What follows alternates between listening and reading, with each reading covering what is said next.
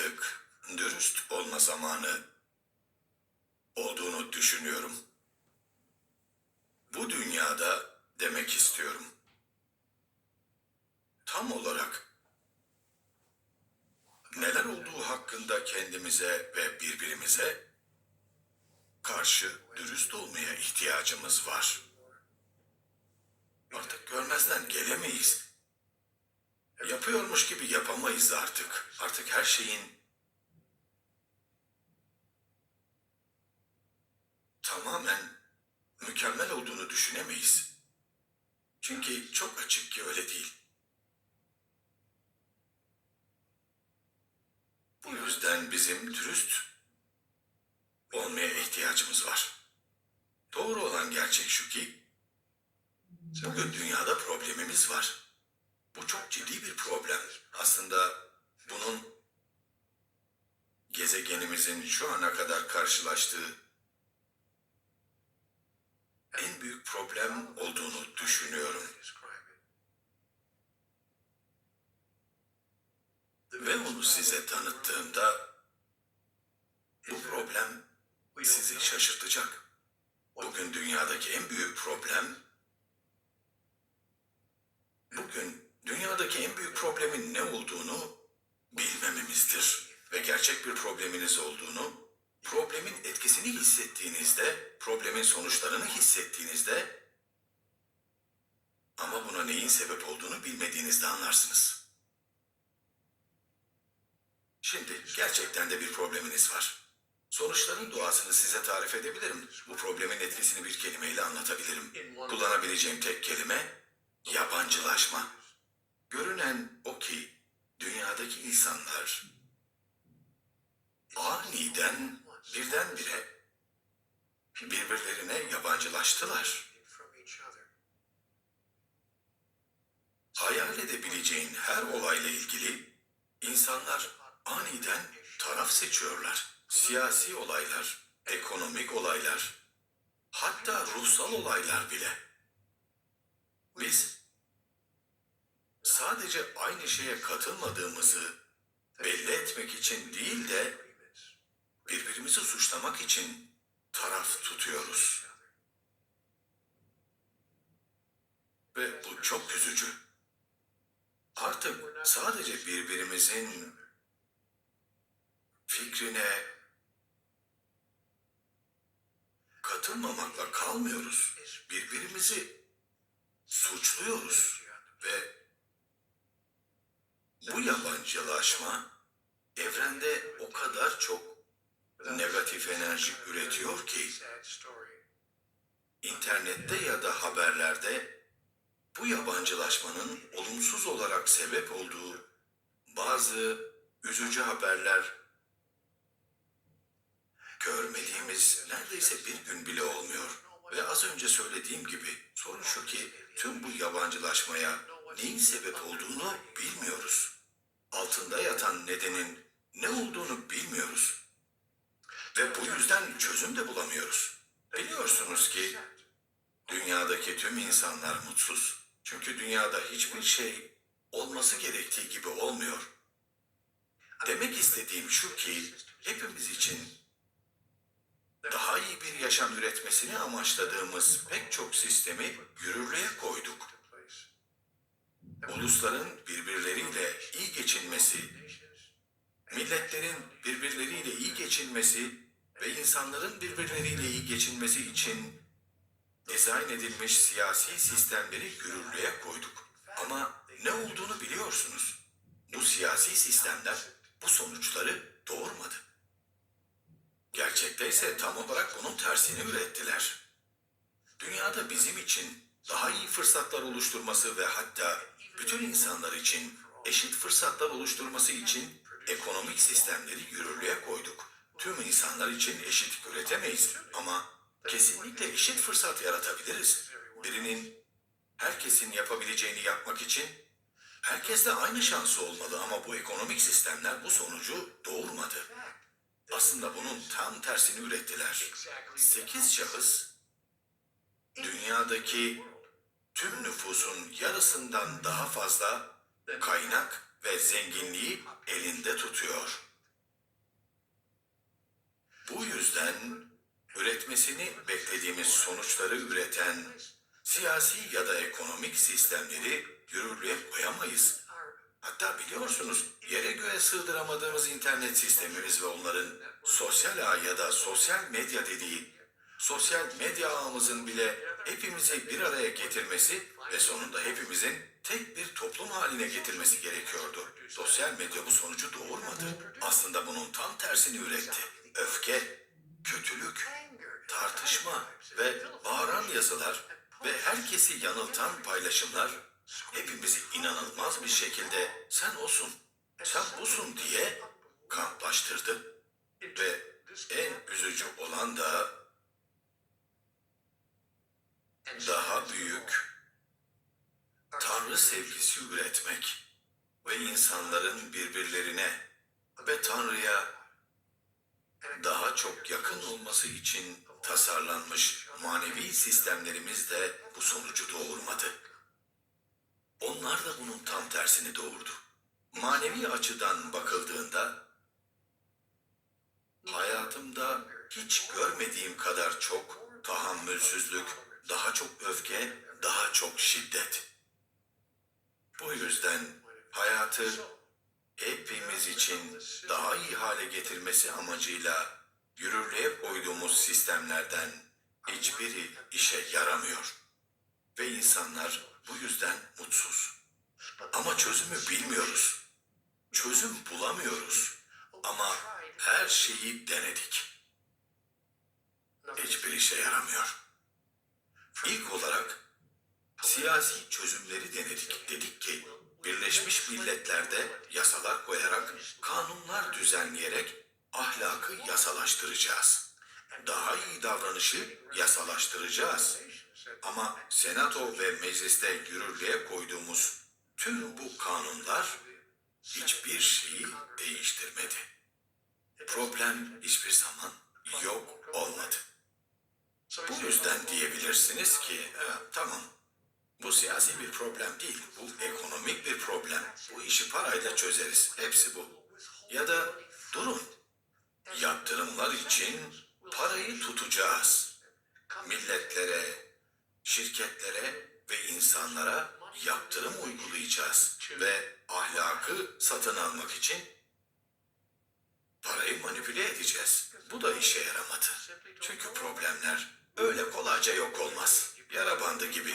Üzerine kısa bir süre yara bandı koyuyorsunuz ama kısa süre sonra problem tekrar ortaya çıkıyor.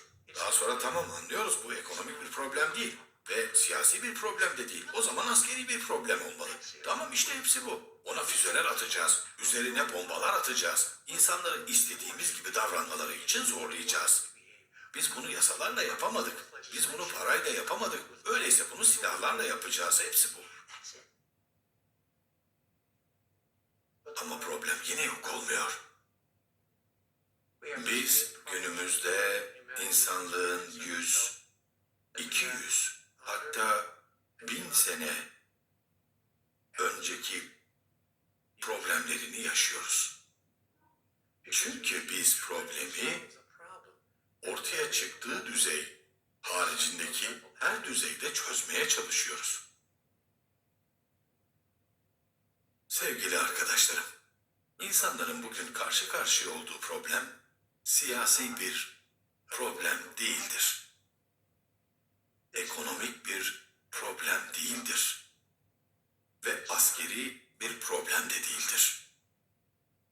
İnsanlığın bugün karşı karşıya olduğu problem ruhsal bir problemdir. Ve bu sadece ruhsal yollarla çözülebilir. Bana güvenin. Bundan başka her şeyi denedik. Sürekli tekrar aynı çözümleri denemeye devam ediyoruz. Siyaseti denemeye, ekonomiyi denemeye ve askeri gücü denemeye, silahları kullanmaya sürekli devam ediyoruz. Bu aynı 3 çözümü deniyoruz ama işe yaramıyor. Deliliğin tanımını biliyorsunuz değil mi? Delilik sürekli aynı şeyi deneyerek her defasında farklı sonuca ulaşmayı beklemek demektir. Bu yüzden şimdi bizim için bu deliliği bırakma zamanı ve insanlığın yabancılaşma problemine yaklaşımımızı tekrar gözden geçirme zamanıdır. Problemler siyaset tarafından üretildi. Ekonomimiz tarafından üretildi. Silahlarımız tarafından üretildi. Bunlar problemi yaratan şeylerdir. Ve Albert Einstein'ın yıllar önce derinden ve muhteşem bir şekilde gözlemlediği üzere onu yaratan aynı enerjiyi kullanarak hiçbir problemi çözemezsiniz. Farklı bir yaklaşım denemek zorundayız. Yeni bir düşünme biçimi yaratmak zorundayız. İşte bu yüzden bugün onun ne olduğuyla ilgili sizin yeni bir düşünme biçimiyle ilgilenmeniz gerek. Ben sizi yeni bir düşünme biçimine davet etmek için buradayım. Bu dünya hakkında mı? Kesinlikle hayır. Kendiniz hakkında yeni bir düşünme biçimi. Çünkü çözümün bulunacağı yer burasıdır. Her birimiz kendimiz hakkında yeni bir şekilde düşünmeye başladığımız zaman sırayla çığ etkisi yapmaya başlayacağız. Çığ tepeden yuvarlanmaya başlıyor. Ya da başka bir terminoloji kullanırsak domino taşları birer birer düşmeye başlıyor. Ve hemen sonra her seferinde bir kişiyle kendi ürettiğimiz global problemlere global bir çözümümüz olacak. Bu yüzden sizinle burada kısaca bir noktaya değinmek istiyorum. Her birimiz için birer birer karar alma zamanı geldi. Bu hayatınızın en önemli kararı olacak. Gerçekten kim olduğunuza karar vermenizin zamanı geldi. Kim olduğunuzun doğası ne? Sadece fiziksel bir varlık mısınız? Biyolojik bir yaratık mı? Memeli mi? Kesinlikle sofistike ama bir memeliden başka bir şey değil. Tıpkı bir yunus veya gökyüzündeki bir kuş gibi mi? Balina gibi mi? Sadece dünyadaki bir hayvan mısınız? Dünyada fiziksel bir varlık olmanız sizin sonunuz ve başlangıcınız mı? Ya da bundan fazlası olmanız mümkün mü? Bedeni olan, zihni olan, ruhsal bir varlık olmanız ama yalnız bedeni ve zihni olan değil, aynı zamanda ruhsal varlığı olan bir varlık olmanız mümkün mü? Eğer basitçe fiziksel varlık olduğunuza karar verirseniz, hayatınızı belirli bir şekilde yaşarsınız. Günlük hayatınız üzerinde çok az kontrolünüz olduğunu ve onunla ilgili çok az bir şey yapabildiğinizi hayal edersiniz. Sadece gelen bilgiyi ve hayatınıza gelen olayları alıp ve olup bitenlerle elinizden gelenin en iyisini yapın.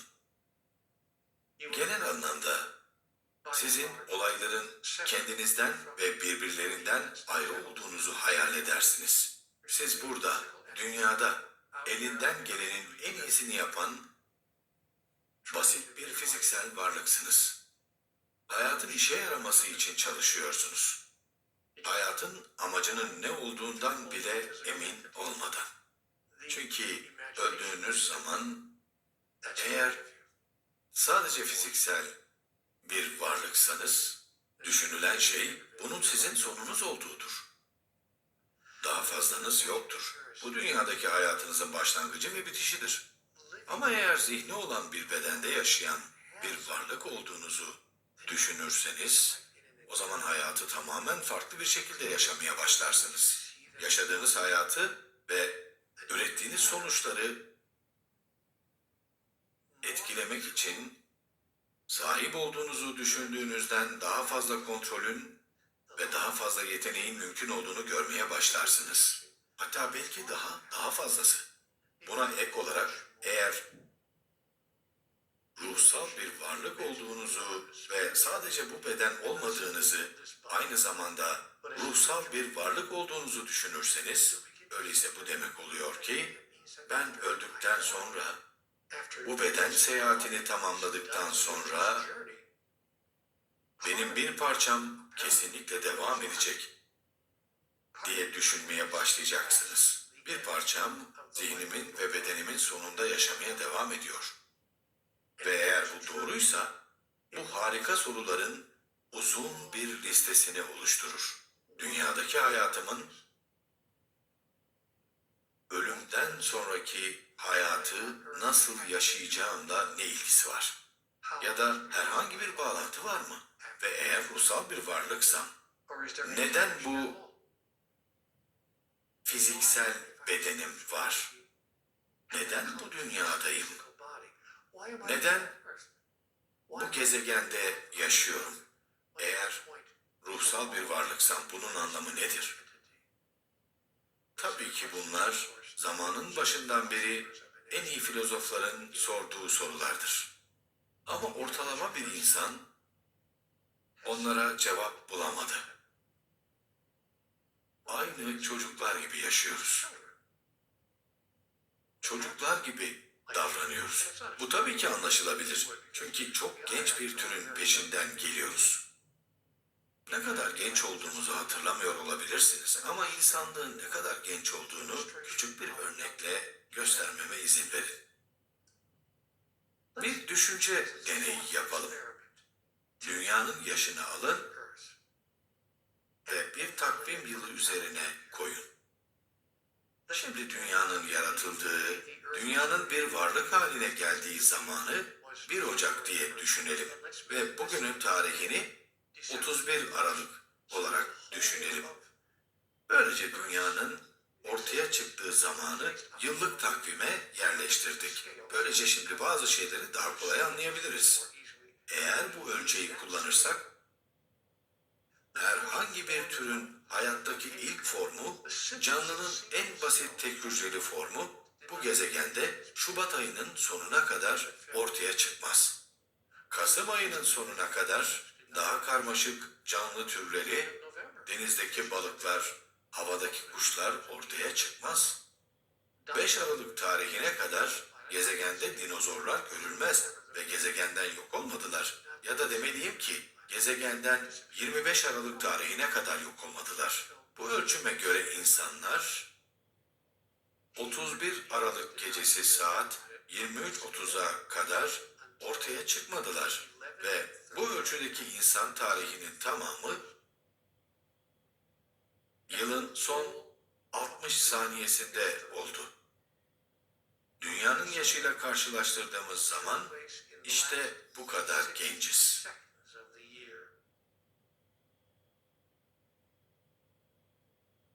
Kozmosu unut. Bu yüzden elbette çocuk gibi davranıyoruz. Bu anlaşılabilir bir şey. Çünkü biz gerçekten evrenin çocuğuyuz. Ama artık büyüme vakti. Artık olgun davranma vakti. Davrandığımız bu şekilde davranmaya daha fazla devam edemeyiz ve ne yaptığımızı bilmiyoruz. Çünkü hala genç türleriz diyemeyiz. Çünkü bu şekilde daha fazla devam edemeyiz. Eğer dikkatli olmazsak kendi yıkımımızı yaratıyoruz. Bunu abartmıyorum. Birbirimize davrandığımız şekli değiştirmemiz gerektiğini ve dünyanın bu şekilde gitmeyeceğini biliyoruz. Bu yüzden şimdi büyük bir karara, alacağınız en büyük karara doğru adım atmalıyız. Bu karar 2 aşamalıdır. Birinci aşama, ben kimim? Sadece fiziksel bir yaratık mıyım? Ya da fiziksel bedeni olan ruhsal bir yaratık mıyım? Pierre Teilhard de Chardin'e göre bizler ruhsal deneyimleri olan insanlar değiliz. Biz insan deneyimi olan ruhlarız. Eğer bu sizin için doğruysa, yaptığınız şeyi yapma nedeninizi değiştirecektir. Hayattaki amacınızı değiştirecektir. Aldığınız bütün kararları etkileyecektir. Büyük kararlar, yaşam için ne yapmalıyım, kiminle evlenmeliyim, kiminle yaşamalıyım, evimi nerede kurmalıyım? Ve küçük kararlar, ne yemeliyim, ne giymeliyim, ne demeliyim ve bunların en büyüğü, ne düşünmeliyim? Hayattaki amacım hakkında ne düşünmeliyim? Böylece yaptığımız bu seçimin ilk seçim, ben bir ruh muyum yoksa fiziksel bir varlık mıyım? Her şeyi etkilediğini ve hayatınızı değiştirdiğini göreceğiz. Şimdi bu kararın ikinci aşaması belki daha da önemli. Varsayalım ki ruhsal bir varlık olduğunuza karar verdiniz. Biliyorsunuz, size katılıyorum. Neil, bedeni olan bir ruhum. Bu bilincin ikinci aşaması, içerdiği anlam bakımından şaşırtıcıdır. Çünkü ikinci aşamadaki soru budur. Siz diğer bütün ruhsal varlıklardan ayrı olan ruhsal bir varlık mısınız? Tek başına yaşayan ruhsal bir varlık mısınız? Siz buradasınız ve diğerleri de orada.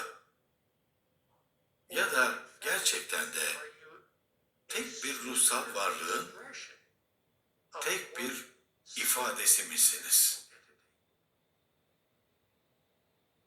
Tanrı ile ilgili, hayatla ilgili, kendimizle ilgili ve birbirimizle ilgili. Burada tamamen anlamadığımız bir şey olması mümkün mü? Veya her şeyi değiştirecek bir anlayış mümkün mü? Ve tabii ki cevap evet. Anlamadığımız şey, biz ayrı ruhsal varlıklar değiliz. Dünyadaki, evrendeki ya da gezegende uçuşan 1 milyar, 1 trilyon ya da 1 katrilyon birbirinden ayrı ruhsal varlığın veya bireysel ruhun toplamı değiliz. Biz Tanrı dediğimiz ya da en azından benim öyle dediğim ruhsal bir özün tekil ifadeleriyiz. Her birimiz Tanrı'nın bireyselleşmiş haliyiz. Hiçbir şekilde Tanrı'dan ayrı değiliz. Sadece Tanrı'nın bireysel ifadesiyiz. Size bir benzetme yapayım. Dalga okyanus için neyse, biz de Tanrı için oyuz. Biliyorsunuz, dalga okyanustan ayrı değildir. Okyanustan farklı bir şey değildir. O basitçe okyanusun tekil, muhteşem, güçlü ve güzel bir ifadesidir. Ama hiçbir zaman okyanustan ayrı değildir. Basitçe okyanustan ortaya çıkar, kendini mükemmel bir şekilde, gürültülü ve güçlü bir şekilde gösterir ve bu gösterişten sonra okyanusa geri çekilir. Başka bir şekilde, başka bir günde tekrar, bir kere daha, bir kere daha ve kendi hayatında ya da okyanusun hayatında ve sonsuza dek yine bir kere daha kendini tekrar göstermek için. Ruhsal anlamda bizim kutsal olanla ilişkimiz gibi kutsaldan ortaya çıkıyor ve hiçbir zaman kutsal olandan ayrılmıyor. Kutsalın ifadesi tekrar kutsal olana dönüyor. Her bir ortaya çıkmadan sonra tekrar sonsuzluğa doğru yükseliyor. Ve bu sürecin kendi amacı ve sebebi Tanrı'nın kendini kendi deneyiminde anlayabilmesidir. Fiziksellik, fiziksel yaşam, evren ve bütün evren, Tanrı'nın kendini ifade etme ve deneyimleme biçimidir. Hayat ifadesini fiziksellik sihriyle basit bir konseptten deneyime dönüştürür. Şimdi eğer bunu anlayabilirsek, Tanrı'yla beraber olan tek kişi olmadığımızı da anlarız. Hepimiz bir arada tekiz. Ve buna gerçekten inanırsak, birbirimize aynı kendimize davrandığımız gibi davranmaya başlayacağız. Kendimize yapılmasını istemediğimiz şekilde hiçbir zaman başka biriyle iletişime geçemeyiz. Hiçbir zaman başka birine bir şey yapmayız. Hiçbir zaman başka birine bir şey söylemeyiz. Kendim için ne yapıyorsam, başkası için de onu yapacağımı anlayacağız. Ve başkası için yapamadığım şeyi kendim için de yapamıyorum. Böyle bir bilinç ve yeni davranış şekli dünyayı bir gecede politik, ekonomik ve manevi açıdan değiştirecektir. Tüm gerekli olan şey bu. Eksik bilgi bu. Eksik çözüm bu. Çözüm siyasi değil. Çözüm ekonomik ya da askeri güç değil. Çözüm ruhsal. Eğer sadece ruhsal halimizi yaşamaya başlayabilirsek, bu birleşmiş gerçekliğimizin ruhsal doğrusunu ifade edebilirsek, bu gezegendeki yaşam gerçekten de bir gecede değişecektir. Bunu yapmak çok zor diyebilirsiniz. Bunu nasıl yapacağımızı bilmiyoruz diyebilirsiniz. Ama bunu nasıl yapacağımızı gerçekten de biliyoruz. Bu bize evrende gezen her manevi öğretici tarafından öğretildi. Bütün manevi öğreticiler, her bir dinin en iyi öğreticileri bize basit ifadelerle bu anlattığım sonuçları nasıl yaratacağımızı öğrettiler. Bunu bir kelimede toparlayabilirim. Bunu yapmaktan nefret ediyorum çünkü bu çok havalı, basit, sade ve hatta neredeyse utanç verecek ama bunu yine de yapacağım. Tıpkı insanlığın karşı karşıya olduğu problemi tek kelimeyle özetlediğim gibi, insanlığın karşılaştığı bu problemin çözümünü tek kelimeyle anlatabilirim. İnsanlığın karşı karşıya olduğu tek kelimelik problem yabancılaşmadır. Ve buna tek kelimelik çözümde sevgidir. Birbirimizi sadece sevemez miyiz? Hatta farklılıklarımızı bile sevemez miyiz? Hatta farklı fikirlerimizi sevemez miyiz? Dünyadaki acı çekmenin sona ermesinin garanti altına alınması için farklı yaklaşımlarımızla, farklı fikirlerimizle sadece birbirimizi olması gerektiği gibi sevemez miyiz? Şu anda yaşadığımız şekilde yaşamamız için hiçbir nedenimiz yok. Şimdi siz bu dersi dinlerken 1,7 milyar insanın içecek bir yudum suyu bile olmadığının farkında mısınız? 1,7 milyar insanın içecek bir yudum suyu bile yok. Şimdi siz beni dinlerken 1,5 milyar insanın hala elektriği olmadığının farkında mısınız? Evet, bu doğru. 1,5 milyar insanın toplumumuzun bugünkü gelişmişliğinde hala elektriği yok. Ve şimdi şaşıracağınız bir şey daha. Siz şu anda beni dinlerken 2,5 milyar insanın evinde hala su tesisatı yok. 21. yüzyılın ilk çeyreğindeyiz. Ve kendimize medeni mi diyoruz? Bu insan ırkının çeyreğidir. Bu şekilde yaşamamız için hiçbir neden yok.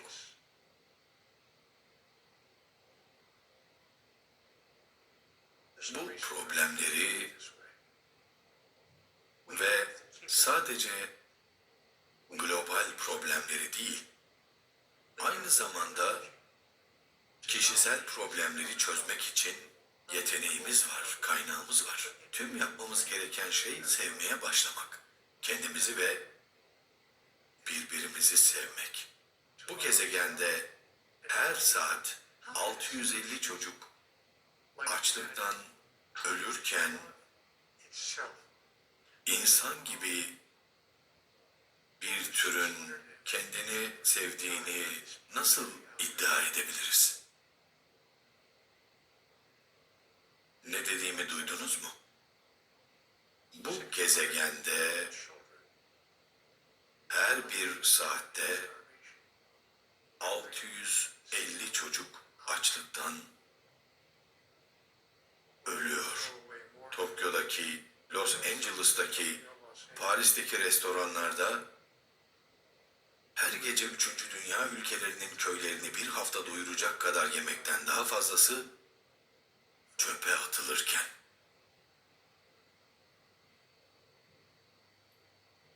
bizim için büyük bir karar alma zamanı. Tür olarak olabildiğimiz kişi bu mu? Bu gerçekten yapabileceğimizin en iyisi mi? Günlük hayatınızı yaşarken yapabildiğinizin en iyisi bu mu? Hayatınızı kutsallığın bireyselliğindeyken yaşadığınız gibi yaşadığınızı varsayalım. Şimdi size ürkütücü bir soru sorayım. Eğer yarın dünyadaki herkes düşündüğünüz, yaptığınız ve söylediğiniz her şeyi taklit edecek olsaydı, hayatınızda neleri değiştirirdiniz? Herkesin hareketlerinizi, kelimelerinizi, düşüncelerinizi, davranışlarınızı ve hayata bakış açınızı model aldığını varsayın.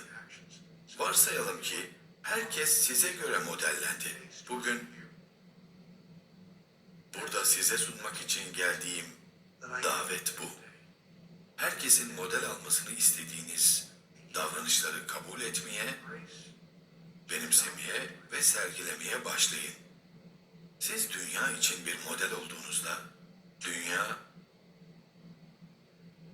sevginin ve kutsallığın modeli haline gelecektir. Ve böylelikle ilk baştan beri bize vaat edilen dünyadaki cenneti yaratmış olacağız. Seçim sizin. Ve zamanı şimdi içinde olduğumuz an. Çünkü şimdi değilse ne zaman? Ve siz değilseniz kim?